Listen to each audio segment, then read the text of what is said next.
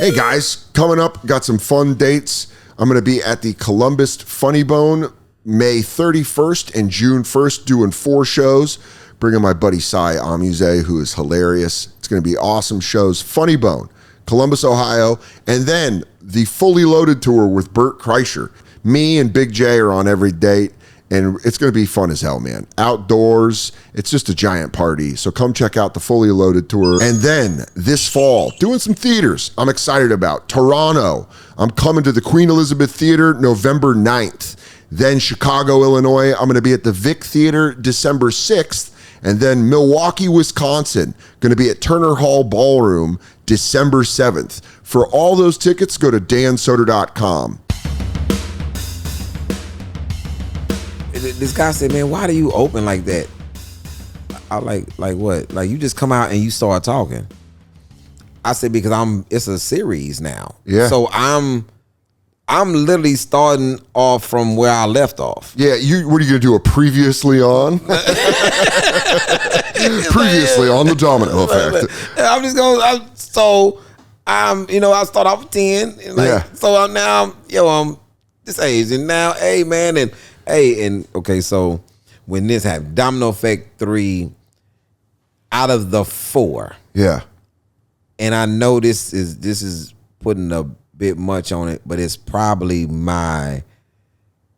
it's the most fun one that I've shot, and because it's like, you haven't seen it yet, right? I haven't seen it yet. No, Okay. It came out. I mean, we're taping it the day it came out. It came out today, right? It came out Mother's Day. Mother's Day. Okay, so it came out yesterday. So this story that I'm about to tell you just happened, but it's related to 3. Yeah. So it's going to be a lot funnier when you see actually things. So it's a guy, my attorney, his name is Rio Harris. Okay. And Rio, it's a cool name to have as an attorney. yeah, I'm taking Rio through a lot. Like I'm like, well, that was going to be one of my questions, is because you talk about people in these stories and it got popular. And now I want to know who's coming back to be like, hey, Ollie, you can't be talking about me. So I'm going to just, I'm talking about, this is current. Yeah. So this is fresh off the press. Yeah. So read the last thing. This is today. This is from my manager. Could be a cool thing to record a FaceTime between the two of you and put it out there. Read the thing. Got a call from Rio Harris Jr. His dad is apparently still alive. They wanted to talk to you. Really? I'm talking about Rio in the joint. And I said, I literally tell my mouth, well, I can talk about Rio. He's passed. It was just I can talk about him now. And he's still alive? And he's still alive. Like his son coming. He Undertaker'd. He sat up. You were like, we got him. And you're like, the hand came through the dirt. So on the way here, I called Rio Jr. Yeah. Rio's like, hey man, my dad wants to say, he wants to say appreciate you for the shout out. He said he said the VP of my company sent it to me. And it is hilarious work. And I said, man, so I started telling him how I appreciate it I was. He said, he's right here. You can tell him yourself. And I'm on the phone with Rio Harris on the way here. I'm like, yo, this is crazy. When you woke up this morning, you didn't know he was alive. No, I didn't. You had no idea. I did not know he was alive until I got him out of another podcast and read the thing. I go on another podcast. Yeah. Are you garbage? Yeah, right? I love those. They're right up the street. Yeah, so I'm coming out there and I'm like, look at my message. I'm like, Rio Harris Jr. Yeah. Like, he's still alive. I'm like, I'm about to get sued. That's so fucking funny. Because that is where your mind goes as you go, what legalities? And he's a lawyer. He defended me. You know what I love is, and you know this, because I'm not, but you're a tough guy. You can fight. You're like a tough, you can handle yourself. Yeah. But then you grow up and you realize the toughest motherfuckers are the ones that know law. Yeah. They're the scariest. Oh. They bend words. Yo, I'm going to sue you, my father as an attorney. It means a lot different now than when I went to college at Arizona, right? And you would have these rich white kids that would go like do you know who my dad is? I always thought that was like the lamest shit until I'm older and I go, oh, they actually were saying like we'll fuck your shit up. Shapiro. They're like, your mother's going to have a hard time getting a better bank loan next time. You're like, oh, fuck, I didn't know your dad was that powerful. Because you don't realize that. When you're growing up, you're always thinking about how tough the other guy is that you're face to face with or in the neighborhood or around. Yeah. You don't realize that there's these people that are like, dude, I can bend words and fuck your shit up. Do you understand? So he was cool. Yo, he was cool. Man, we having dinner in 2 weeks at his house. And you thought he was dead. Yeah, and I thought he was gone. You just thought he was dead. Yeah, and I explained why I thought that because his practice was closed. I'm like, his practice was closed. The building was gone. And he was like, yo, I think he passed. Well, and they gave me this story like he passed, but he's the Undertaker. He's still here. Yeah. And I'm going to have dinner with Rio Harris. Dude, the only way that could have been scarier is if you were in like your hotel and you shut a mirror and he was behind you. And you're like, oh, Rio. Someone came under the door. Yeah. You have been summoned. Yeah. I got a subpoena. No, I mean, the crazy thing is like, it's funny when you are talking to someone and you don't know someone else is in the room. So you're talking to Rio Harris Jr. And then he goes, well, my dad's right here. And then you're like, oh. Did you have that feeling at all? Yes. I'm like, well, what do you mean he's right? Why you ain't leave with that? Me and my dad are sitting here, you know. Yeah. Yeah. Has there been anybody that's reached out from outside of Rio? Charles reached out? Yeah. Was anybody mad? Charles. He was? Yeah, he's mad because success is different. Yeah. I talked to Ronell. Okay.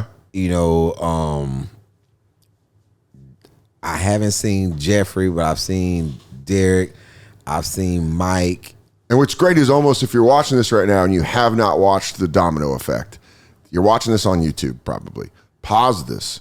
Go watch The Domino Effect, and then you'll know all who these characters are, and you're exactly going to go like, oh, shit, they're still up? They're still alive? Yeah. Because you do an incredible job.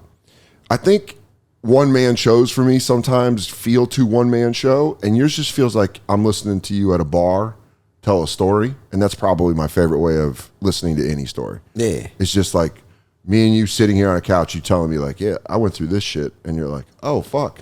It's always the best because it's more genuine that way, and it's like on the road. I don't tell a lot of these stories like when it's weird. So getting ready to shoot a special, cause like you've done, you have this set list of things that you're going to say. They have become accustomed to this being the fake files. They were like, yo, this is the fake shit that he's not actually going to say. Yeah. Like this is like a skeleton. Yeah. Just know that something's gonna be here. It's not gonna be this though. Yeah. Even on the road. I don't work out the sets in long form. I work them out in pockets. Yeah, that's the best way. Like I throw 5 minutes here versus what I'm talking about because I don't want people to be able to see it in its totality. Oh, you're talking about you work out the domino effect in little pockets. You like do like a little like everything but 2.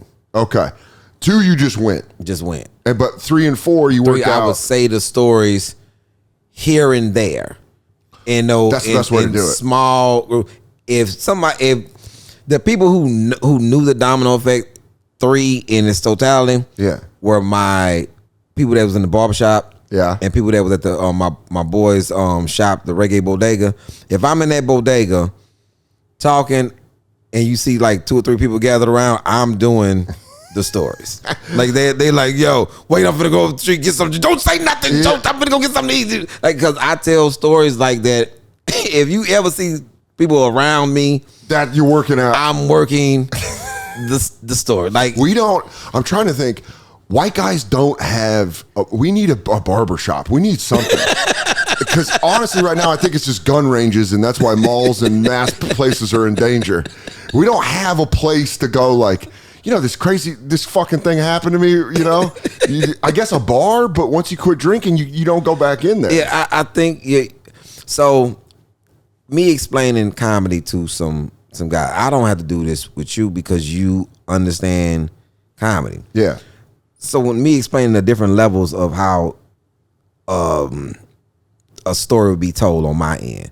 I said, I could come in and say all of the language, the vulgar language, and it's not masterful to me. Yeah. Because you just using a bunch of pop shock words to get people engaged in it.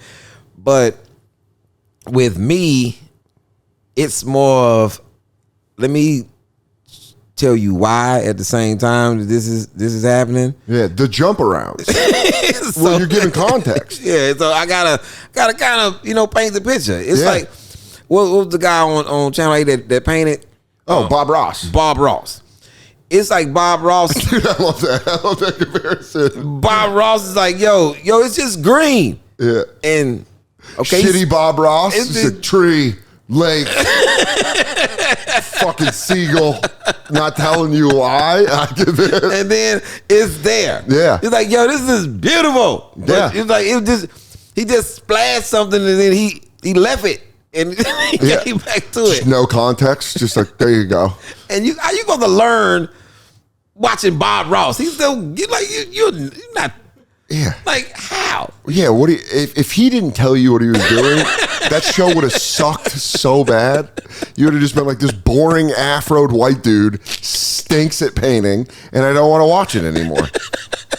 But that storytelling thing, I mean that makes a lot of sense. When I did Ari's This Is Not Happening, he saw me do a story in Austin where I basically did what you said. I just like said it with the pop buzzwords. Mm-hmm. Ari was like, no. You told me that story off stage. Tell it like that on stage. Yeah. And it took me a while to figure out, like, you got to go work it in pockets. You got to set up, well, who is this? Who was my roommate selling weed? Why did I not get along with him? Because he was an idiot from Long Island, and explain that. Yeah, everything has to be explained. Yeah, but you do a great job of making it look, I know you said Domino Effect 2 was just off the cuff, but Domino Effect 1 just seemed like you just sat down. Like, it's always my favorite thing in a documentary where someone sits down, you see them sit in the frame, and then they go, we stole $7 million. And you're like, holy shit. And then you get the documentary. That's always one of my favorite things. And Domino Effect has that feeling of it. But I'm always so interested when I know something is real, the reaction of the real people coming back and being like, has there been anyone that's been like immediately like, fuck you? Like in a way of like, why did you tell that story? The only people I could probably get that from is probably family. Okay. Everybody else, I wouldn't even think, but family. But like, what's the weird thing is, my mom doesn't know that Domino Effect 2 exists. Nope. Even though my older sister was there. Yeah. Does your sister like it? Yeah. Because Domino Effect 1, you explain. Yeah. This is one of my favorite things. You explain, your mom goes, your father's back around, and also just that your dad was just kind of around in town, like, hey, and you're like, that's dad? And you're like, all right, hey. That's so crazy to me. Because my dad went to California. He was like, you won't bump into me. But what your mom said, you can live with your dad. I've never related. I think anybody who grew up with divorced parents understands, or parents that are apart, you're like, yeah, you want to live with dad because it's fun. Yeah. And your sister was like, no, not doing it. And to this day, she was like, yeah, dead on. Yeah, I made the right decision. Dead on. I made the right decision. You went through that nonsense, not me. So my sister, I needed her there, for that, because I knew that I was getting ready to tell this part of the story. Because I can't continue this story without saying what made me different. Like, this is a huge chunk of what made me different, was losing my little sister. And I know she was gonna have a reaction to it. Us knowing the story, she's not hearing the story the first time. Yeah, she lived it. She's lived it, but this is her first time seeing it, hearing it from my point of view. Sure. So you guys never really talked about it. Never talked about it. That's why in the thing I explained, we never talked about it. And we never talked until she shot the thing. Like, she's finding out how I felt, and I'm finding out how she felt during the shooting of the special. That is. So it was. Is that how intense is this? Was a very emotional Saturday. This was, we was up and down, and she didn't come to the show too. Really? She was there for the first one. Did that affect the show? Did that affect show 2 at all? Did you feel like was there any part of your brain that was thinking about it? When we did, you know how when you do a special, you shoot twice, take the you Frankenstein it. I think it was half and half. Okay. Like 2 and the first shooting, half and half. Usually it's more 80-20 towards another one. Yeah. This was 50-50 because I didn't have the same. Yeah, I wasn't the same on. I didn't get into it till later. I was still on the thing with my sister, and then my sister left, and because my sister left, I knew I was getting ready to do this part again, and I didn't have the crutch or the umbrella, the shield that I would have needed to get through it if it would have just went all the way bad, if I couldn't have turned. Because the turn back into funny wasn't written, it was said on the first show. Okay. So me doing the story about Pop's cooking, that was a story that wasn't on the list, but it popped into my head. Yeah, you just remembered it in the moment. And I was like, yo, what actually made me laugh? Because I was such an aggressive person at the time. And at that time, I knew the only thing I could remember laughing about was him cooking that dope in the Speedos. Like it just I was like, what is he doing? Like I go and well, it's a visual that when it comes in your head, you're like, did that fucking how did I even let that happen in real life without being like, what the fuck? And his thing was, hey man, don't worry about what the chef got on. Do you like the product? Like, yo, psychopath, man. Yeah, man, that is fucking wild. That is wild. But it is a thing where, I mean, you don't really know the reaction when you tell. It's one of the things I love about your comedy. When you tell stories that are real about stuff that involve real people in your life, you can't control how they feel about what you talk about. And that is something that you really don't know until you go through it. I know who's gotten mad about me. Got mad at me. It wasn't even about a domino effect. It was about a true story that happened to me. How I dislocated my shoulder. This comedian, Chris Atkins. Man, you keep telling that story, but you grabbed me in a fight and I dislocated my shoulder. What else do you want me to say if I'm telling this story? Yeah. Okay, my shoulder got dislocated. That's it. Like, good night. What else? What am I supposed to say? Yeah. His people was getting mad about it. Why he talking about you like that? I'm actually telling the story. He grabbed me. Yeah. He didn't grow up with me. I'm trying to explain. When somebody's fighting, you don't grab your friend. You grab one of the other people. Don't grab your friend. That is really funny.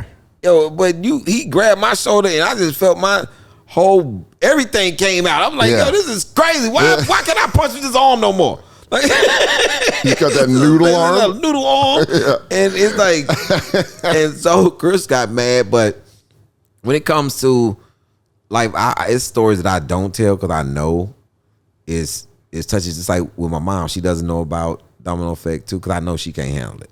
You knew she would get upset. Oh, not upset, but it would be she'd just be soft. Like that's a very, she lost her child. Yeah. So that's it's deeper than me losing my sister. But then what's the crazy thing? She would probably wonder, why didn't you tell the story about yours? So domino effect is heavy, but it could have been heavier. Sure. Because 4 months later, I lose my son. Yeah. Damn. He's 9 months. Damn. Right? Yeah. So I lose Tarek. And how I find out is the most brutal thing of all time. My boy is talking to this girl, and she doesn't really cut for me.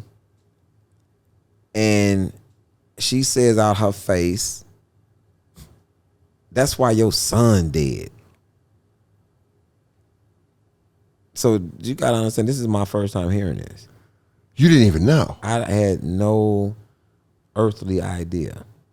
Talk about getting ear-holed. I mean, that is a shot from the side. And they didn't bury him and everything. They did the whole, and didn't even tell you. And I have no idea. What do you do in that situation? Like, do you just like eat it like a punch and just keep going? You what? And then you call. Yeah. Yo, what's going on? And you get no type of real ass answer. Like, you don't know. You like, what? And you find out bits and pieces in the street from the person's friend. So then you find out years later from the very close friend, yo, you know your son would have still been alive if she would have just called you. But she was on some proud girl shit and didn't call. And everybody never blames you because we know that you didn't know. We know for facts that you didn't know. I'm in the streets hustling. I am a page away. Like, yo, I don't really know what's happening. Yeah. You know what I'm saying? Yeah. And it's like, you pregnant. I hear you pregnant. Cool. You say it's mine. Cool. I'm like, yo, whatever you need. But you trying to be pregnant off on your own. Yeah. Then I'm like, yo, whatever you need. Then I hear the baby is born. Cool. I'm trying to see the baby. I'm constantly pressing, trying to see him. Yeah. I never get a chance to touch him. He passed within 9 months. I have a picture of him, and that is it. I've been to his grave site. Yeah. And that is it. And that was the first time you got to meet him. Yeah. Was at his gravesite. And I'm talking about what? Not then. I'm talking about not then. I'm talking about going to prison. Yeah. Coming home. Years and years go by, me finally running into you. Where is my son buried? Whoa. I mean, that is fucking heavy. That's also a thing when you call to find out what happened. And she's not telling you the answer. She's just kind of being like, oh, well, this happened. There's no real understand. Like, I don't, what are you talking about? Like, what's, start from the beginning. Yeah. You giving me flashcard shit. Yeah. With no answer on the back. You know what I'm saying? It's just a question. Yeah. It's like, well, it happened. And you're like, and then? Yeah. You want them to be good storytellers. Like, yo, yeah. You don't want to elaborate a little bit more? Yeah. You're like you're trying to teach her how to tell a story right now.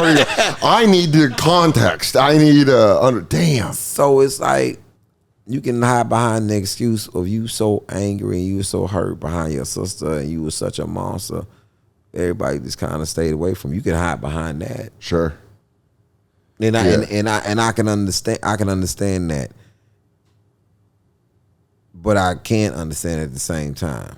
Well, no, I mean, you're giving an exceptional amount of empathy on trying to understand the perspective that she's coming from of why you weren't told, why you get to see him, why you weren't told about it, all this stuff. But also you need your own answers of like, well, what the fuck happened? There also is that thought of when you call her, I almost feel for whoever's in the room with her because they're probably just having a normal conversation where they're like, well, yeah, Tuesday we're going to, huh?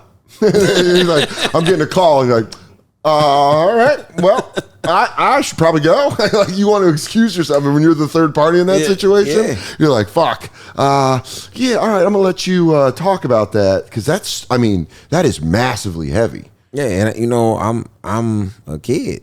Yeah. You don't realize I'm just 18. I mean, that is, yeah. I went to prison 4 days after I turned 19. So I'm filled with a lot of things going in because I'm going through so much. Yeah. And you're going through 45 years worth of shit in you're condensed to 19 years what could be someone's whole life amount of shit. You know what I mean? So that could have been a domino effect too. It easily could have been domino because it's in the age and it's in the timeline. Do you ever feel like there'll come a time where you kind of, because you work up this muscle of domino effect of telling all these stories, that you'll be able to get to that in a way where you're like, all right, I can make that funny? I think I can. Yeah, I do, because I'm still working, and I'm glad you asked that question, because when I say this to people, they think that it's, I don't know what reverse arrogance is. I think every comic has it though. Yeah, I think every comic worth his salt has like a little bit of reverse arrogance where you go, I don't think I'm shit, but I can do that. You know, where you, like I think like especially talking about like hard stuff, I think is that's like a trick about being funny is you go like, well, I can sweeten. You can make a pile of shit sweet in a way that a lot, and I'm not saying, listen, there's a lot harder jobs, I get all that, but I'm just saying the one thing about comedy that I like is for people that I identify with their sense of humor, it comes from a self-defense mechanism. It comes from like shit being shoveled on you and you going like, this is hilarious. So those are the people I love the most in comedy. Yeah, so you probably gonna love 4. Yeah, because 3 is one thing. Yeah, 3 is a perfect setup for 4. 4 is. Does it end? Is domino effect ending after 4? Do you feel like it's ending at the 4? You got that like perfect. It's ending at the 4 in not in structure but in name. Yeah, because I'm taking a break from.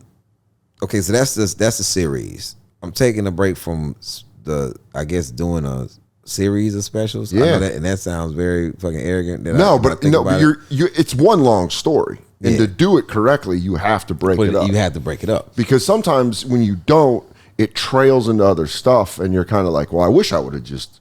You're doing it right because sometimes it can trail, and you're like, I wish I would have just kept it concisely in this one fucking part, and then you don't have to talk about it again. So it is now to get off of the domino effect to do My Two Sons, and to do I'm Not Handy, to do those 2 specials, and then come back to In the Shadows. Yeah, In the Shadows will probably be back to the series. It'll be the 3-part of the series because it gets from how I actually started stand up. I know I've had this question asked a lot, but 4 gives a glimpse. Yeah. And then In the Shadows is the actual start because now I have this quest to do stand up. I'm just now getting out and I need things to start this career that I have no idea how to actually do it. Well, what's crazy is because selling dope, your dad was doing it, so there's kind of this like understanding of like he even in Domino Effect 1 you say there's a box upstairs, someone's going to knock at the back, and there's kind of that understanding the way a family business is, where you're just kind of like you do this, you do that, like a carpenter's son would go, here's how you hammer nails, you nail it into this, you drive it into this plank. Stand up, you just start and it's like, so I just go, and then people tell you that you're not supposed to do something as you doing it. Like, yo, so, hey man, when you come on stage, you might want to say your name. You did. I thought you said it. But Big J and I were talking about this because sometimes you see comics that are like 10 or 15 years in, and they do some stuff where you're like, someone should have told you to do that in the first 2 years. Like an establishing premise of like, I am this, and I come from this, and I do this. You go, that's like first 3 years of comedy, but some people don't know that because no one gets told that. And nowadays with this, I can just do it in front of a camera. Start then going to the no. But there and it is because it's.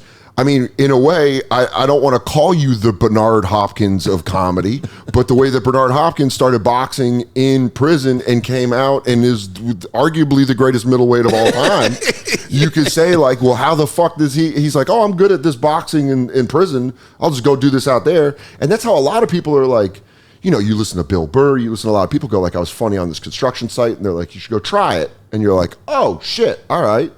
I was funny when I worked at a cannery in Alaska. I was making these guys laugh, and then I was like, oh, maybe I'll just do stand-up. I like stand-up, but I was like, maybe I'll do it. And then this weekend in Providence, I get a DM from my old roommate in Alaska I haven't talked to in 26 years, or like in 20 years, and he's like, dude, I can't believe you're doing stand-up. And you're like, right? And it like connects it, where you're like, dang, you were one of the guys I was making laugh. That I was like, this hard-nosed dude can laugh.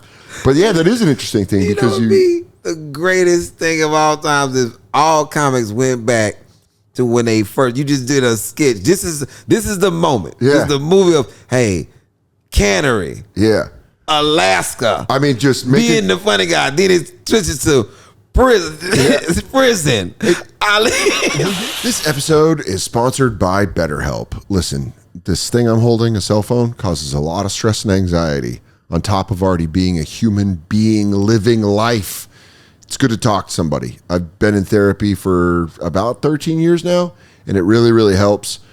You know, it's also just a good sesh, just a little dirt sesh. Oh, this person did this, and you have someone to gab to. That's fun, because they're not going to they can't tell anybody, so why not just go and have a little gab sesh?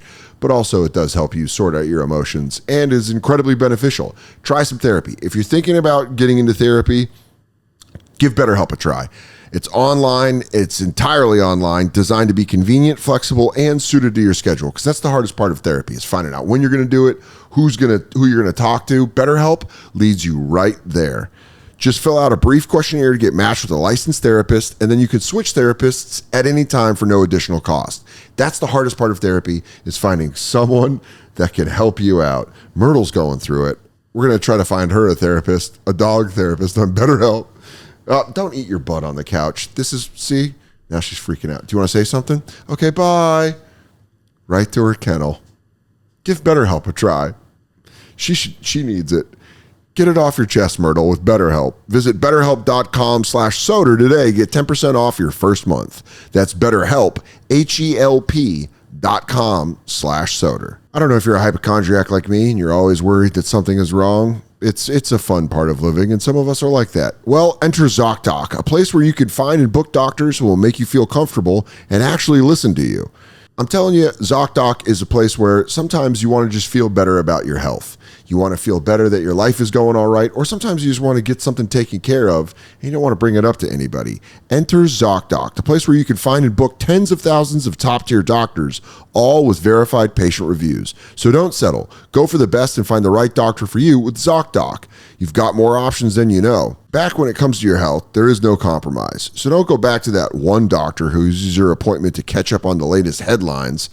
You know, you want a doctor that's just because they're available right now or they take your slightly sketchy insurance. Instead, you got to check out Zocdoc, the place where you can find and book doctors who will make you feel comfortable, listen to you, and prioritize your health. Zocdoc is a free app and website where you can search and compare highly rated in-network doctors near you and instantly book appointments with them online. That's the best part, because sometimes you have doctors who are like, sorry, dude, can't see you till next year. And you're like, well, that was useless.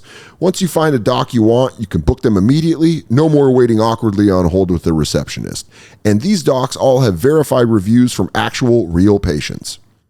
We're talking about booking appointments with tens of thousands of top-rated, patient-reviewed, credible doctors and specialists. You can filter specifically for ones who take your insurance, are located near you, and treat basically any condition you're searching for. The typical wait time to see a doctor booked on Zocdoc is between 24 and 72 hours. That's it. You can even score same-day appointments. Go to Zocdoc.com/Soder and download the Zocdoc app for free.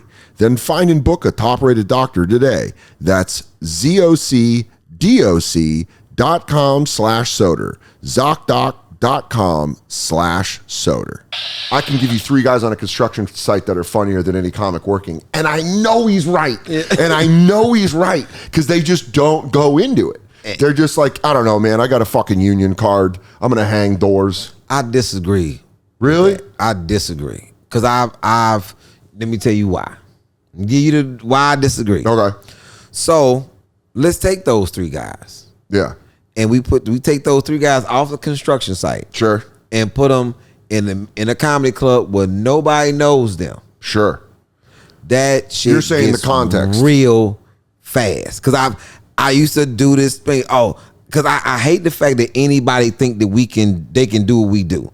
Just because you see a butcher with a sharp ass knife, you never say, "Oh, you could be a surgeon." It's not the fucking same. It is not the same. So you take these guys, because people are like, "Oh, I can do what you do." Come on, cool. What you do? You cut hair, cool. It's every barber thinks he's a comic. Yeah. Like every comic thinks it's just crazy. Do you realize that every comic has a desire to be or some type of music artist? Every single one. And it's very few, very, very few that it's not one comic that can rap. Not one. I don't give a damn. Joe Claire, cool. Make a record though. Yeah. You know what I'm saying? I want you to make a record. Don't freestyle. Make an album. Yeah, 12 tracks. 12 goddamn songs.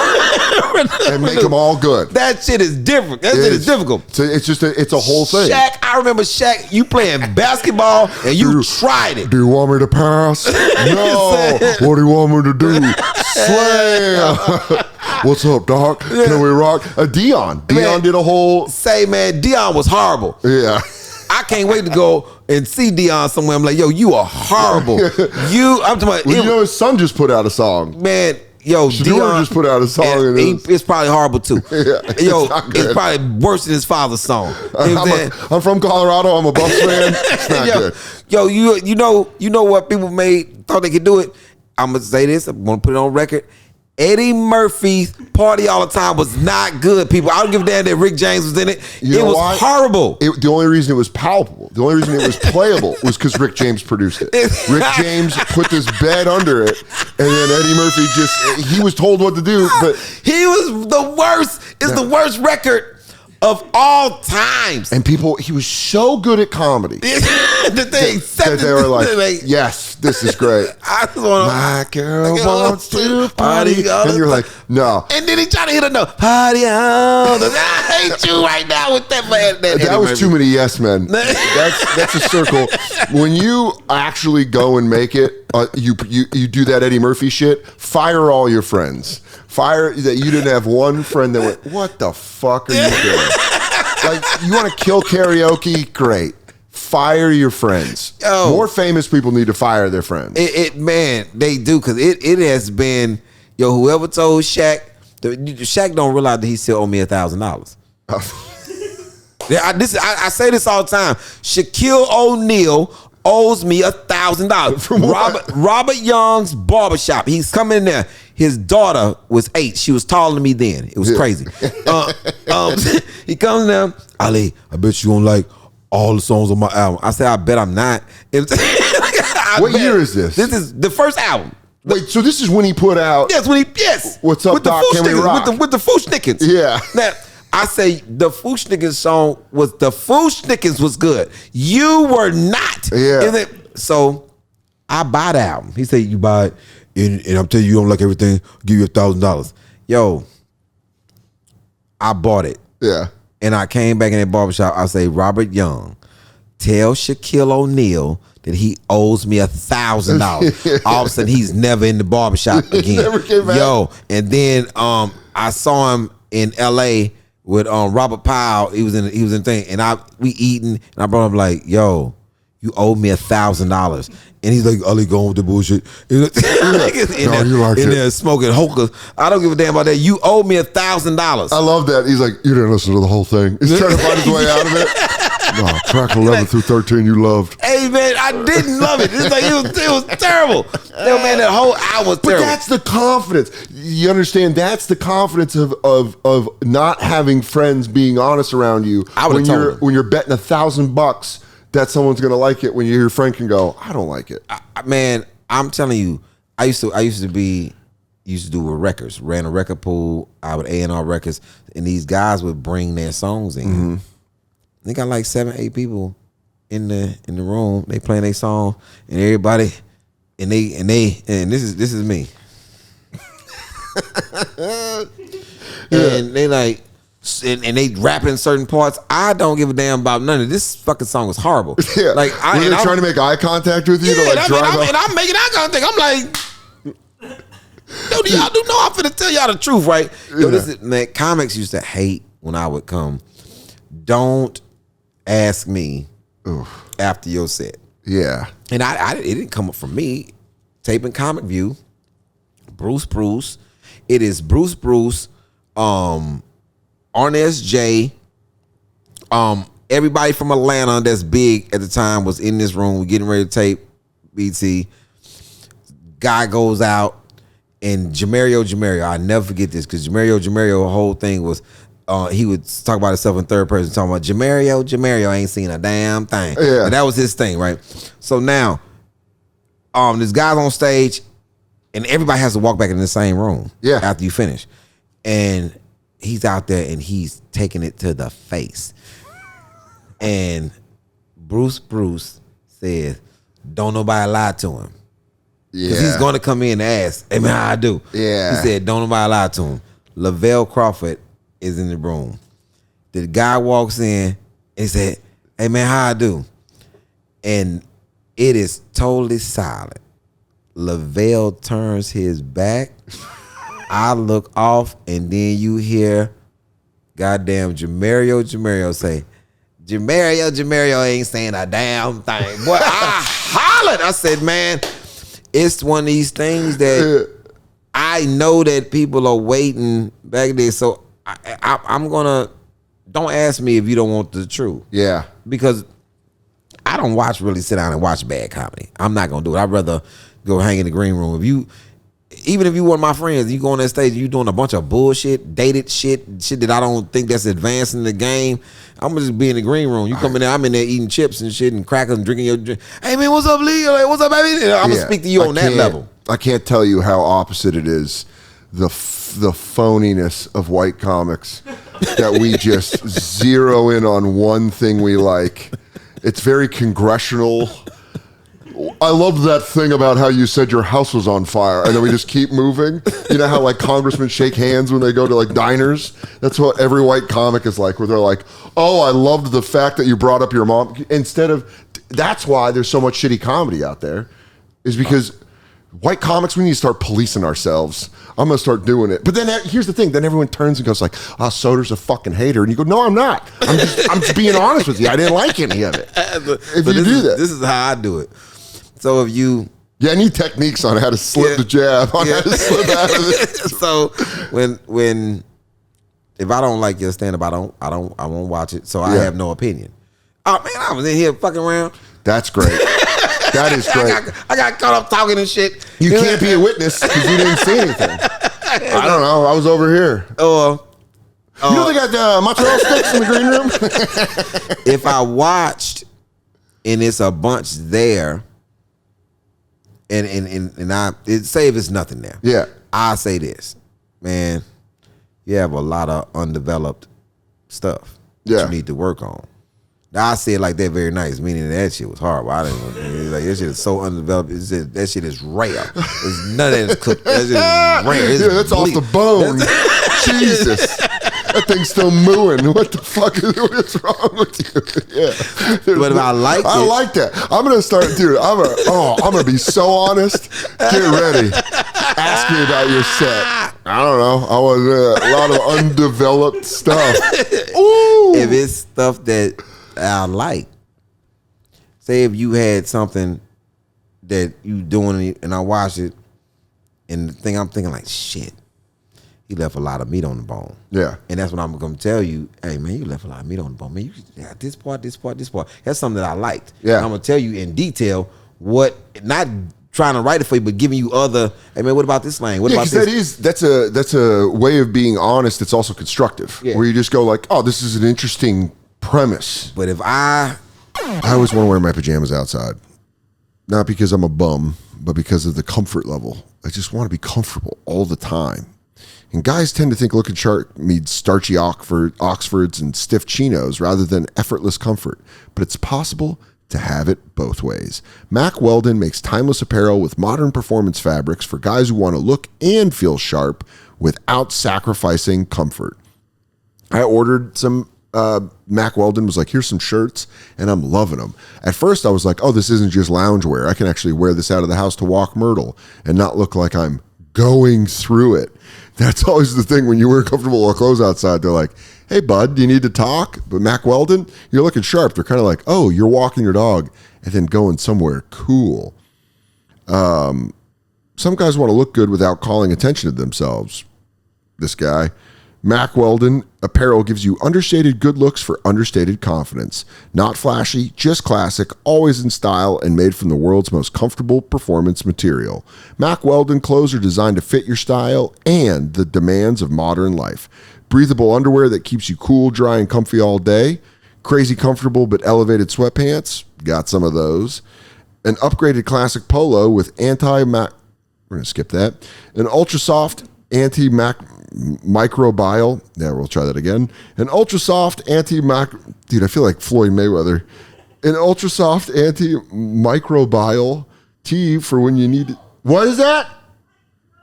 Microbial. Thank you. My smarter, better half. Microbial. That sounds so much easier. Microbial. What a cool word I just learned. Ultra soft microbial. Oh, it's an ultra soft antimicrobial. So no. no. No to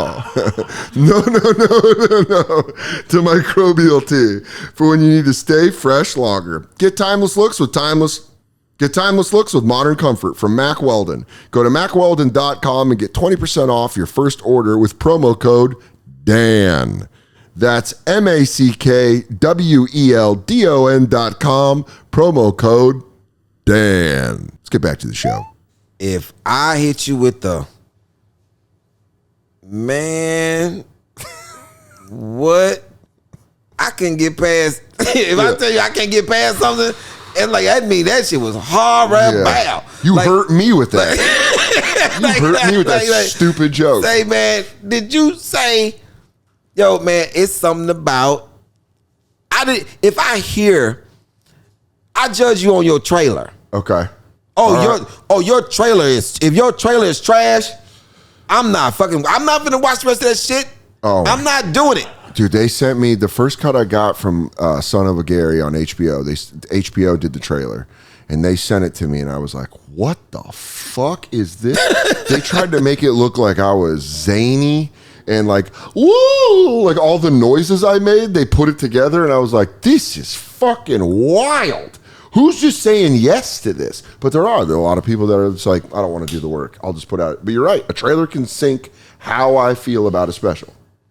So, name the new special that you have. Oh, On the Road. On the Road. Yeah. Great fucking trailer. That's the man that did it right there. Watched it because of the trailer. Yeah. He put a joke in. That's what he did. And what's crazy is, just because I like you already, you did something else that I like. Son of Gary was like, I could see Son of Gary, you be like, oh, I'm just gonna watch everything. No, it's Son of Gary. Then what's the next one? Yeah. Then the trailer was like, oh, and I'm like, yo, Dan probably did it. He did it again. Like, that's a great feeling. Like, yeah. Like, how you know? The fucking trailer. Yeah. Watch the trailer. You can tell in the trailer where this shit is going. Yeah. Like, this shit is gonna be good. Because sometimes you see a trailer, even though it's somebody you love, and you go like, what is that? Yeah, I could tell you. Yeah, I've seen trailers. I'm like, yo, he has lost his fucking mind. And this is a friend. I'm like, yo, you are fucking losing it. Yeah. And you're about to get a text from me. Yeah. Yo, call me as soon as you get this bullshit ass trailer off the, like, yo, what the fuck is wrong with you? Yeah. I'm comics, no. My friends, no. People think that my friend, I'm not gonna let you put out no bullshit. Yeah. Yeah. But that's a good friend. It is, man. I would call him like, Dan. If I say your name twice in a row, that means it's some shit. They're like, Dan. If I have a trailer ever come out and I get Dan, 2 Dans, I'm fucking rebooting. I don't know who did. I'm glad you let me see this shit first. I don't know who. But because if you don't, That's how you get party all the time. You ever heard of Toby Nwigwe? No. Okay, so Toby, he's huge now. He's gotten so big. Saturday Night Live with Justin Timberlake and all this shit he's doing is like fucking huge. You seen the new Transformer movie? Yeah. So the black guy, I saw it on the plane. The black guy in the Transformer movie. Yeah. Yeah, that's Toby. Okay. So he's a rapper. Okay. That how he got in that movie is crazy because the guy liked his music and he passed and it's a whole story. Sure. Right? So Toby was on the San Francisco 49ers. I see the helmet over there. He played football. Okay. He went to the 49ers. He called me from training camp. And I was like, as soon as he called me, I answered the phone. He talking to me. I said, you know you about to come home, right? I mean, I'm not about to come home. I'm like, Toby, I know other people that played in the NFL, and none of them have ever called me from training camp. Yeah. You're about to come home. A week later, Toby is back home. Like, oh, my God. So now he's rapping, right? Yeah. Toby sends me his first rap video, everything's on. And I watch it. And I called Toby. I said,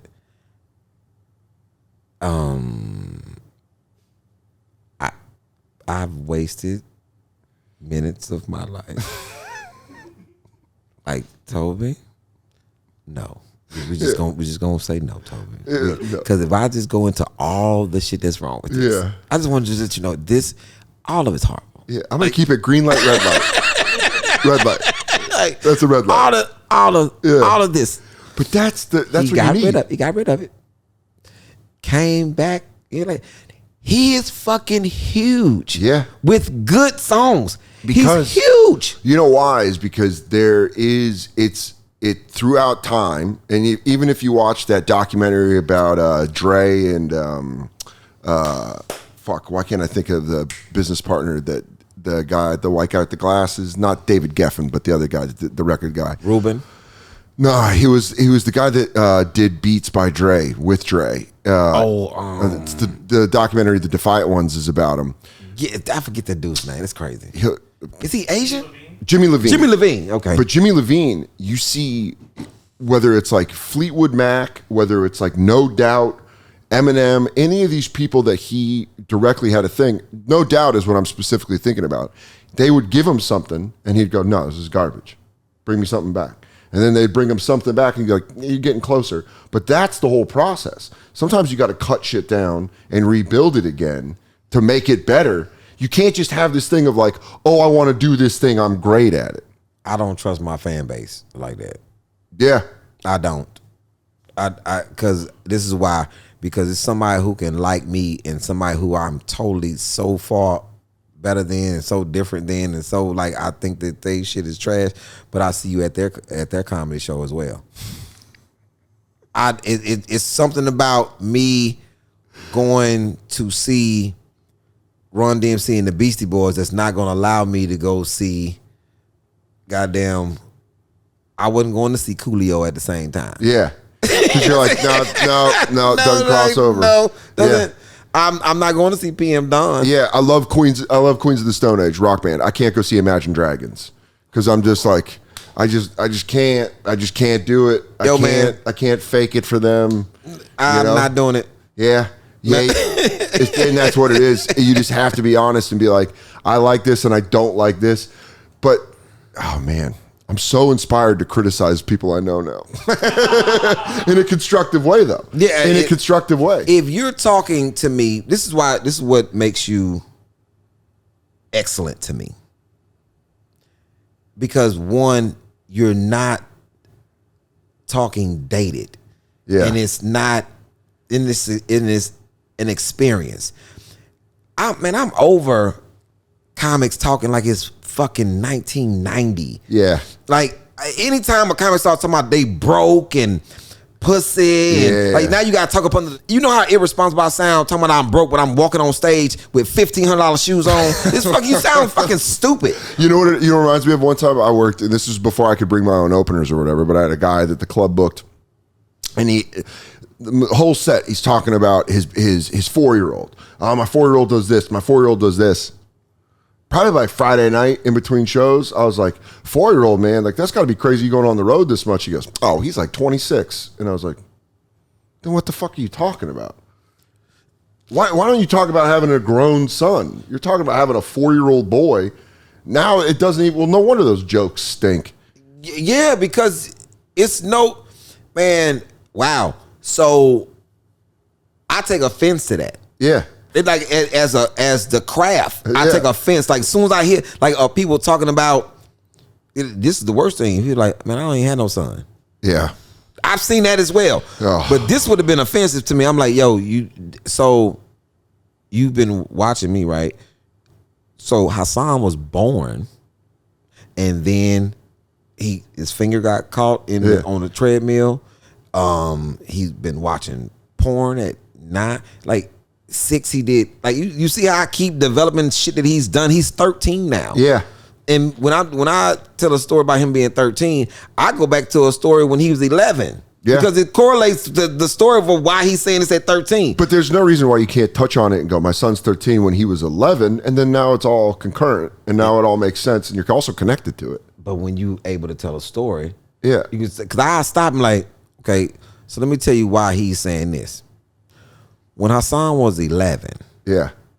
So he's 11, right? So now he's 13. Then I go back to he's 11. When he's 11, but see, I understood. See, I knew when he was 7 something was wrong. Yeah. So now I then went back to 7. Told you a story about 7. Then came back to 11. Now I'm back to 13. That's 22 minutes. Yeah, and you don't have to lie. I don't have to. Jaden is 25 years old. Yeah. She's not the Black SEAL anymore. She's not. She's a fucking lifeguard. Yeah. Now, so I'll tell you the story about her swimming at 6. She becomes the Black SEAL. She wins this race because the Black SEAL. I understand why people like the Black SEAL because it's a fucking great story. Yeah. And I did say what I said. So then she goes through. We go through a period in the 7th grade where she was trying to act like she didn't have a father, because the other kids didn't have fathers. And, so I'm trying to be cool. But I'm picking up at school every day. Yeah. I'll never forget. She walked past the fucking car. Like I'm parked out there. She walked past me, and she looked at me like I was her fucking driver. That's so funny. And man, I think she called me her uncle. Oh, that's my uncle. My uncle's here, or something like. And we get in the car, and I'm like, oh. So I'm your uncle. Is your uncle taking you to eat? Or what are we doing? It's like, Dad, other kids don't have fathers, so you killed me off. Yeah. You're like, what the fuck? I get the credit for being here. Yo, I get no credit. Like, so who is the no? And it 7th grade was weird. So I always have this thing where I can go back into these years. Yeah, because you do it. You can do it too. You go back into these years of.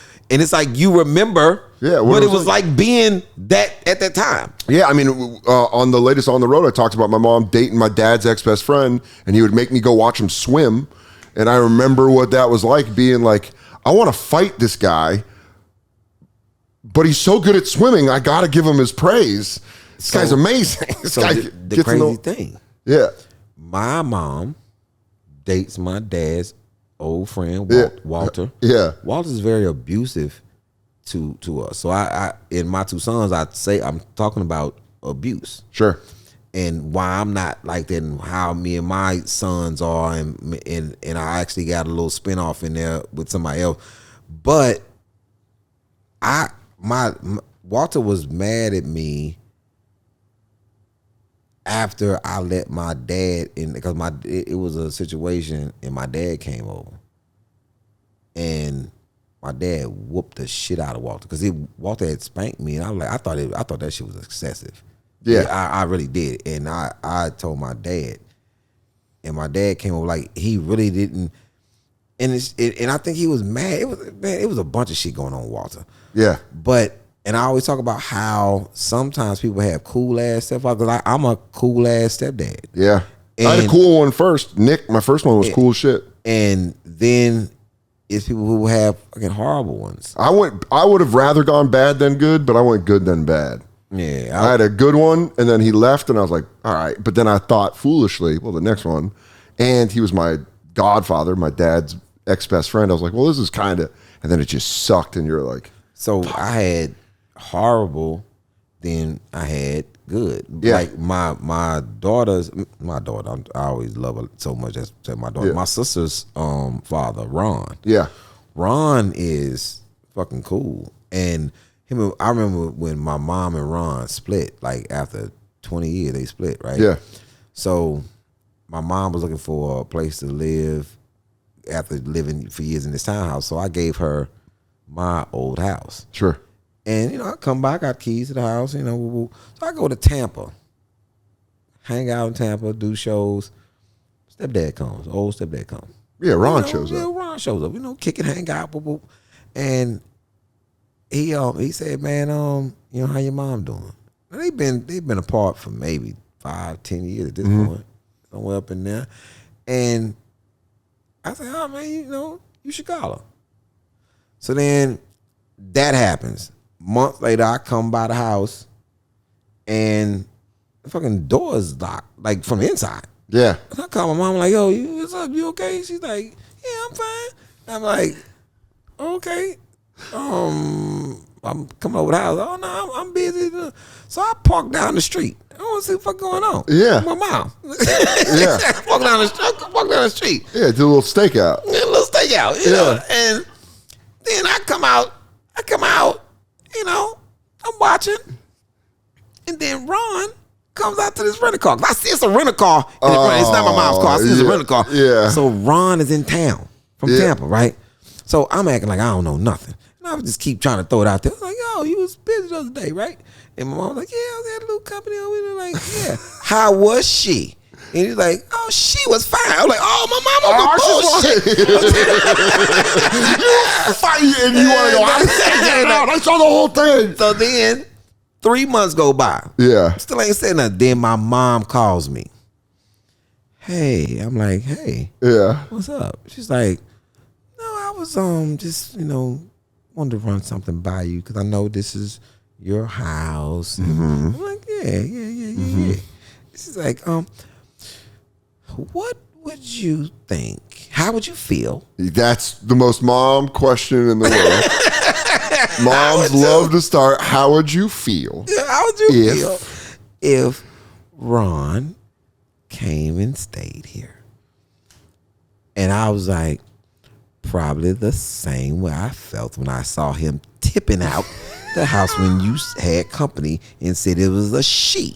And it was clearly a he. Yeah. And my mom was like, so that's so funny. You go past what I said. I busted you. It's so funny that in the world, and like that's how life works, where you are in the position she was in when you were a kid and you wanted to sleep over at your friend's house.